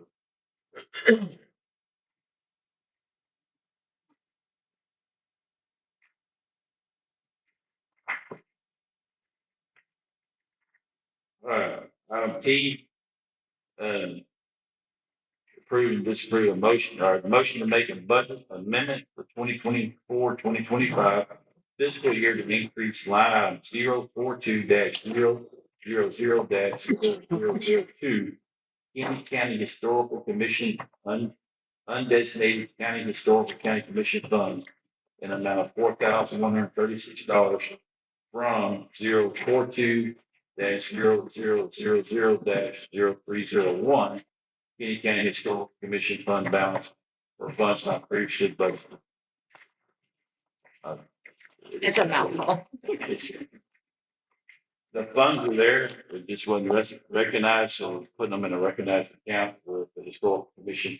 It's their donation fund, correct? So if they purchase something or need something out of donations, it's gonna be very similar like what we're doing in the nutrition center. So we're recognizing those funds, and if they want to use them during the year, it's already there. Instead of just gotta get it approved before to spend the money. So I'll entertain a motion for that. So moved by Commissioner McDonald, second by Commissioner Fair. Any further discussion? All those in favor say aye. Aye. Motion carried unanimously. This morning is going to be a motion to approve or disapprove. It's another budget amendment to the 24-25 fiscal year to move $46,020 from 01-2600-7 -0700 building maintenance to line item 010-2600-1015 and amount $42,750 building maintenance tech and 010-2600-1104 $3,270 for building maintenance FICA in order to move contractor to payroll to be compliant with IRS, DOL, TDEM, and fair standards for this is, remember we discussed late last year, changing Sergio to payroll and get no benefits, but he'd be a payroll employee. And that way we can take with withholdings and so forth like that. So that's just taking money from building taking from building maintenance line into a budget line for personnel to cover that position for the remainder of the year. So I entertain a motion for that. Will it still be under my supervision? Yes, sir. Yeah, we'll still be good. So Days you aren't around, I'll answer his phone call, but. so moved. So moved by Commissioner Dodson. Second by Commissioner Fair. Any further discussion? All those in favor say aye. All right. Motion carried unanimously. All right, next up is from our tax appraisal district office. Item B is approve or disapprove of Kinney County Appraisal District submits an offer of $700 made by Todd L. Tate to purchase trust property, Brackettville Block 42, lots 5 and 11. Since that property is one of our taxing entities, the property was struck from the rolls following an unsecured sheriff's sale. The property has been held in trust for Kinney County, Brackett ISD, and the City of Brackettville, Kinney County Groundwater District. There's been no property taxes paid on the property since 2012. This is an offer for us to accept and to approve the $700 offer to put this back onto the tax roll. So moved by Commissioner Farrett, second by Commissioner McConnell. Any further discussion? All those in favor say aye. Aye. Motion carried unanimously. The second item is again from the appraisal district. It's submitting an offer of $15,000 made by Chad Potts to purchase trust properties listed on the attachment. All these trust properties that are listed here are located in Fort Clark Springs. The properties were struck from the rolls following unsuccessful sheriff's sale dating back to as far as 2000. The properties are held in trust by the CAD, Kinney County, Brackett ISD, Fort Clark Mud, Kinney County Groundwater District. So I'll entertain a motion to accept this offer to purchase. It looks like 133 of them? 45, no, 40. Yeah. Right. Yeah. 132 of them. Majority owner. 132 of them. Because line one in the spreadsheet is ID line, but yeah. Oh, yeah. Yeah, 132 lots in Fort Clark Springs. So entertain a motion to put these back on the tax roll. Second by motion made by Commissioner Tabo, second by Commissioner Farrett. Any further discussion? All those in favor say aye. Aye. Motion carried unanimously. All right. X and Y are executive sessions, which we'll have an executive session today regarding personnel matters. And any other items on the agenda is presented. Number 5, we have 3 sets of minutes to approve this morning.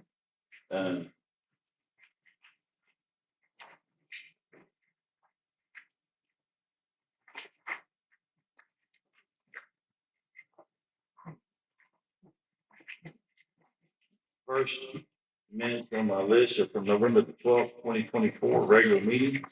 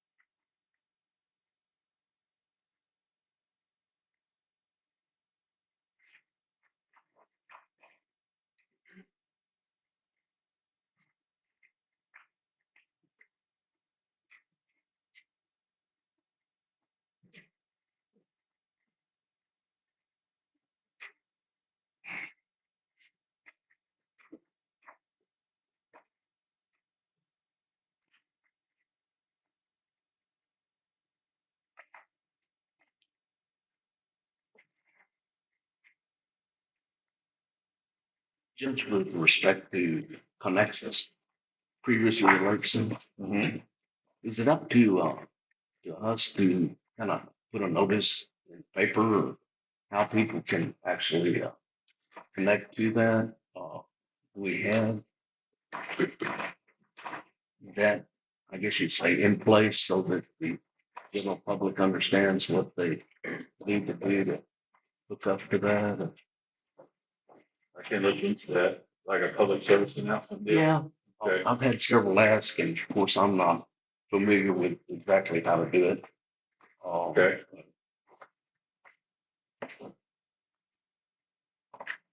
And maybe there's already a system in place, but the other item that comes to mind as well for public notice is the access to airline and the fact that, Kinney County residents are covered. But if they choose to have extended coverage, we might put that in the newspaper as well. I don't even know if how many are subscribing to the out-of-county service, but it might be worthwhile for the public to know how they can pay the additional fee and be covered outside the county as well.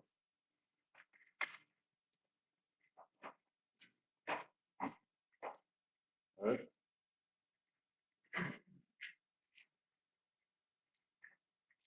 Motion for the minutes of November 12th. Motion made by Commissioner Fair to approve the minutes as presented from November the 12th. Second by Commissioner Montalvo. Any further discussion?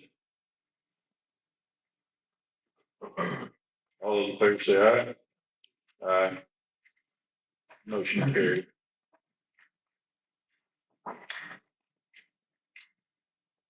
Next agenda is 5B. It's going to be the minutes from November 25th regular meeting.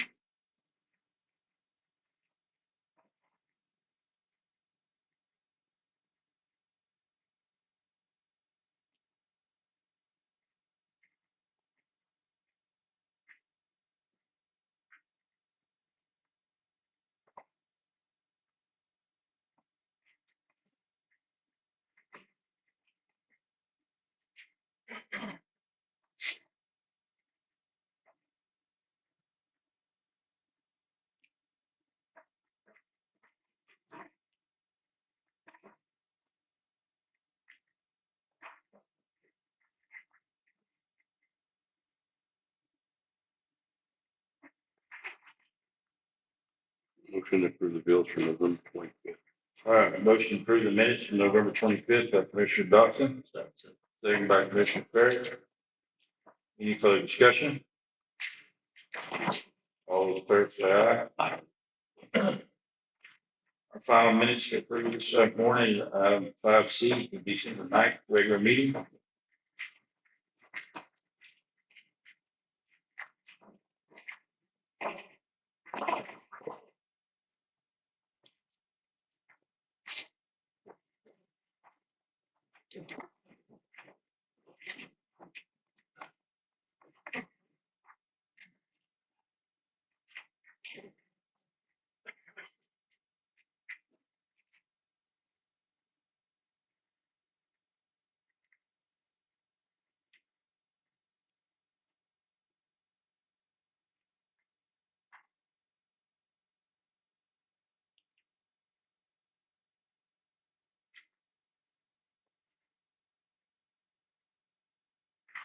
I would think on that on this December 9th meeting on item D, 4D, where we accepted that donation from Mr. Thompson, $490. We might have put it there at the very end of that, which rescinded. With the date, just to know where somebody's looking at these minutes, just the rescinded action taken and then put today's date. Just so it's noted that somebody looks at these minutes and they want to come back and say, hey, made this donation, it was rescinded.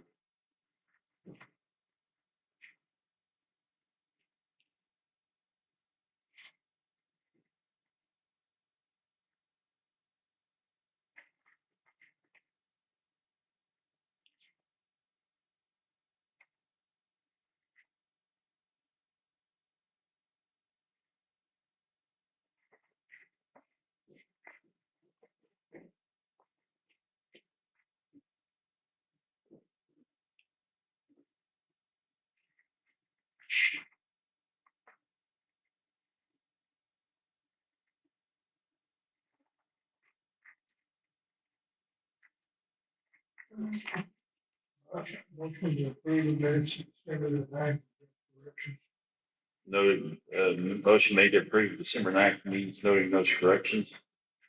Commissioner Petrallo, second by Commissioner Ward. Any further discussion? All those in favor say aye. Motion carried unanimously.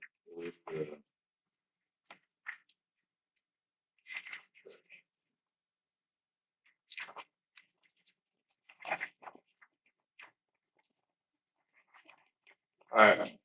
Item 6 this morning is going to be a budget request, departmental budget adjustments and review and amend 2024-2025 budget meeting. Already did. It goes to our actions. And item 4. Number 7 is approve the bills and disbursements out there at the Kinney County Detention Center.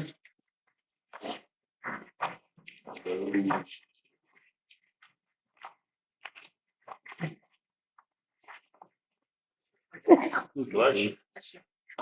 Second. Motion to, made by Commissioner Ward, seconded by Commissioner Dotson. Any further discussion? Item 7. All those in favor say aye. Aye. Motion carried unanimously.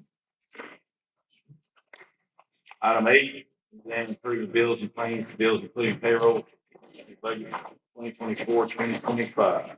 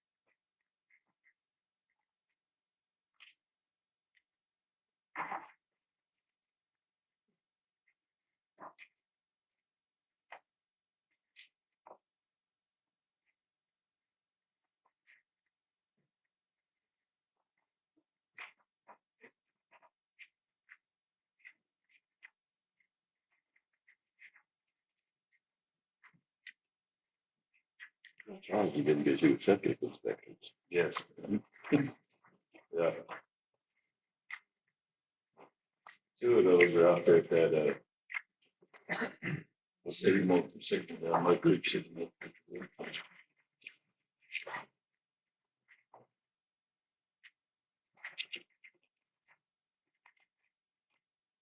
He said he thought everybody was going to cooperate to resolve the issue. Hopefully.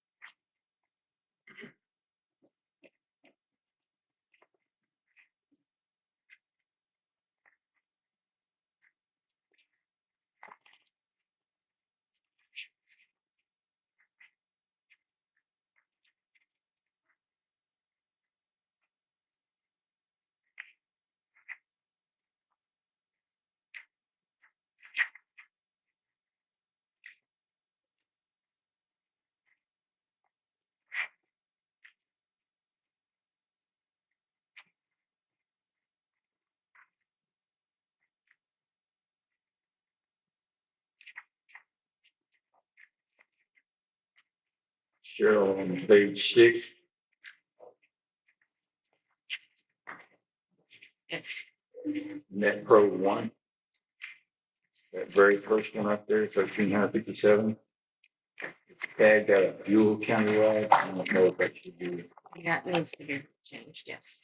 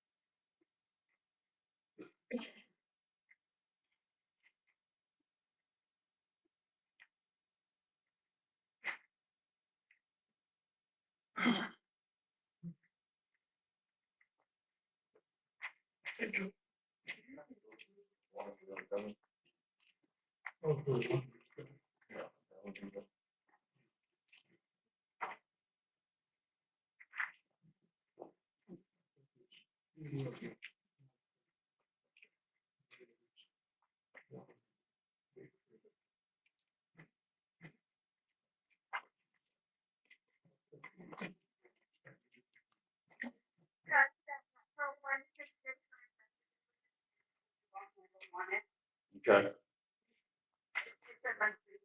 Okay.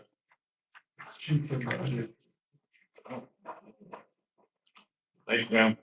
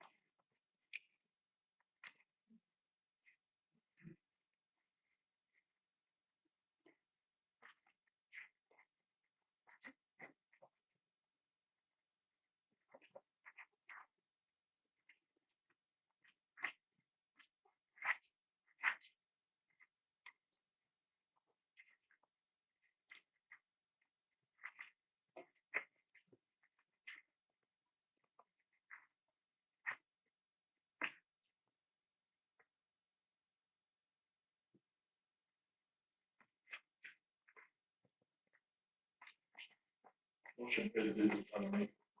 right, got a motion by Commissioner Fair, pay the bills as presented. Second by Commissioner Tavo. Any further discussion? All those in favor say aye. Aye, motion carried. Judge notes noting that Commissioner Ward abstained from his payment and Commissioner Dawson abstained from his. Item 9 this morning, talked about the streets already with Megan and stuff like that. We talked about the community center and the stock show this weekend was pretty good, all in all. Still dealing with the sewer issue there. I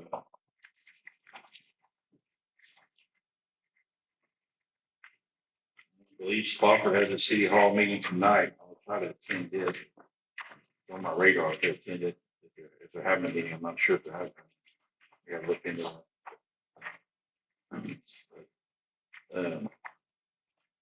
Should be here most of the week. I don't think. Too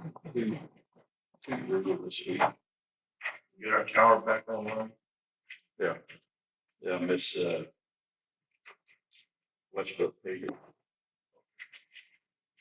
I think it's $189 or $190. So I'll just pay it now. We'll go on. Should reimburse. The check account. I think I should be good too.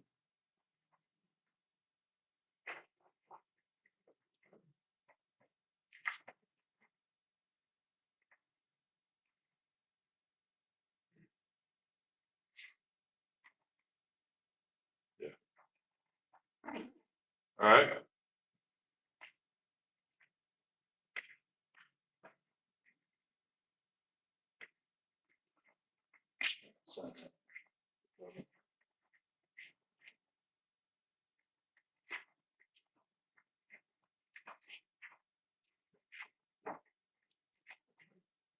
Yeah.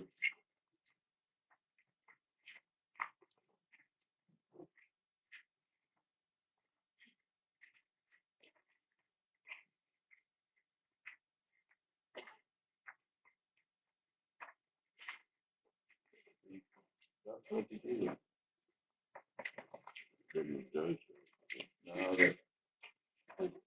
did y'all have the prison one already? No. Oh. Oh.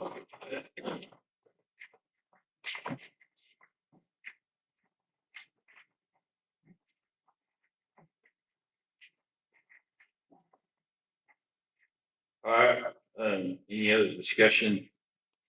We want to talk about, we'll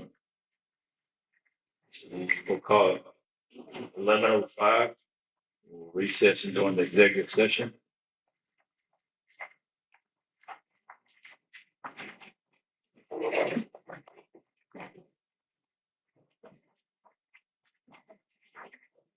Break, a little short break, 5 minutes. There. Take a little short break. We'll go into executive session.